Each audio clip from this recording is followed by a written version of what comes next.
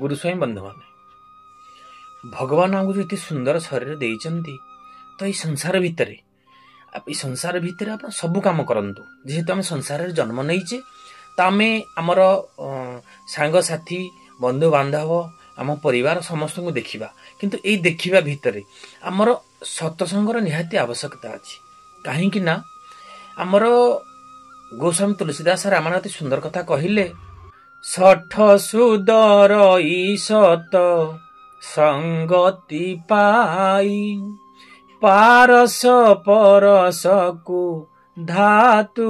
सुहाई कहबार मतलब गोटे सठ गोटे माने चोर खंट टस्कर माने मध्य ए सत्संग पाइले निजे परिवर्तन हो जाती जमी पारस रूपक मणि लुहार लगिले से मध्य सुना हो जाए तो ये सत्संग जदि पारस है आम हेले लुहा तो आम जदि ये सत्संग को जीवा आम मध्य सुना हो जावा आमर आचरण आमर उच्चारण एवं आमर चलनी सब चेंज हो आम सब ठीक रास्ता जीवा सत् मार्ग जीवा तेणु आमको सत्संगर निहाती आवश्यकता अच्छा तो आम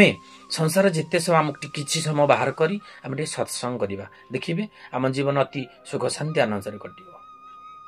गुरुस्वामी।